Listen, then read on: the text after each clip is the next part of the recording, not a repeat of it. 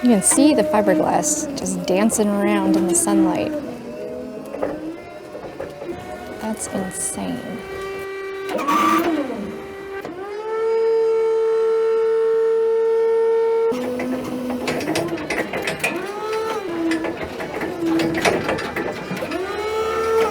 And away we go.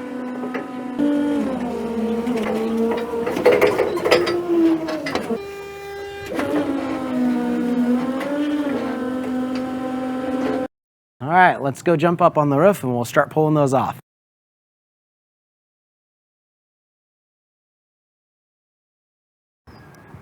That's the wrong offset. What do you mean it's the wrong offset? I think I'm getting glared at. Well, because if I put this next piece on, it's going to be 8 feet long, which will come to right here. So this seam will be on top of each other. Oh, see, if you look at the way they had their pattern before, I think it was a 16-inch overlap, which is more righter. What does that mean? Means I'm feeling dizzy and tired.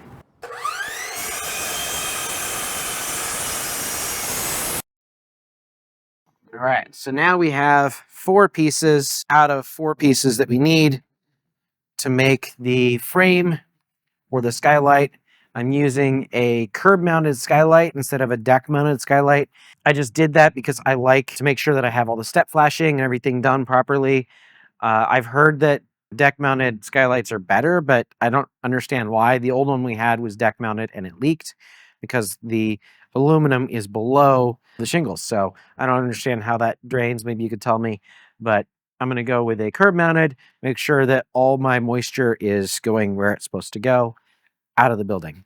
So how does that work? Does that flashing sit on top of the shingles? So it looks a little something like this. We're going to have 5 inches of foam. And then we're going to actually have a piece of OSB and then the underlayment, which is your tar paper, synthetic tar paper, then the shingles, and then this guy. So it would be really difficult for the water to get up inside there, and that's our goal.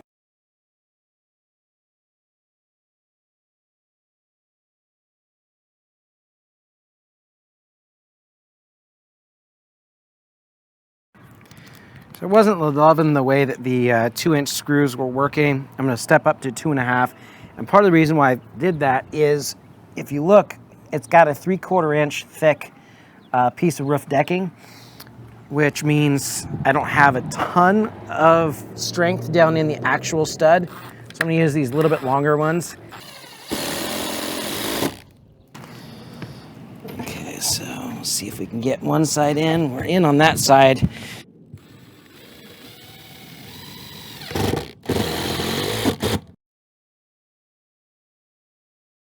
I tried to use a Bosch soft material blade. It was 4 inches long, but it was not long enough to go through this material. The blade that I did want was 2 weeks out.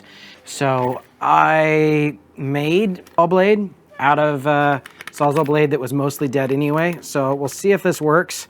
Worst thing that will happen is I ruined a blade that was already dead anyway. Best thing, I get through this. Okay, that worked perfectly. Man, that's a nice clean cut. The thing about these foam blades is they cut without creating a ton of dust. So that's the reason why I wanted to use it. Let's see if we're close to where we need to be on the hole. Yeah, that'll work. That'll work great. That's with no insulation.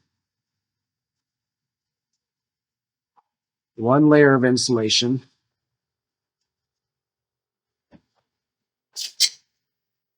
And 2 layers of insulation.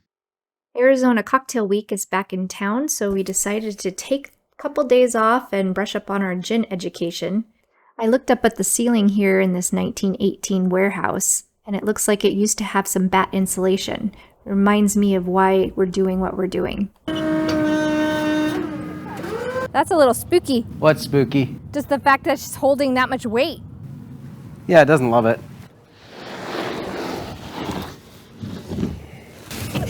I just don't want to twist your back. Yeah, you're going to. And I'm going to bitch and moan. Where are we going? I don't know.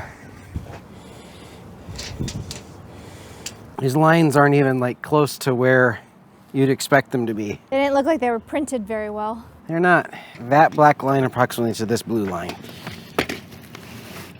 There you go. Let's see. That's perfect.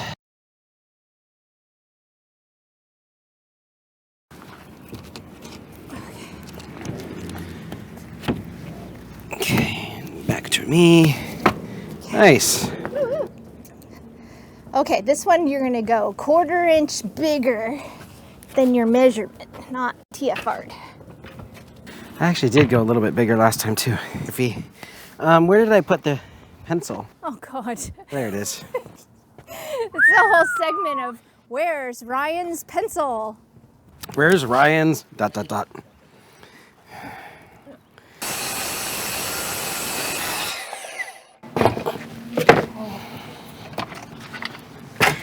Ready?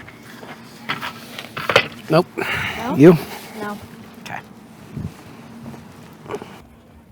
Breeze is nice though. Come on, Breeze. Oh no, not again.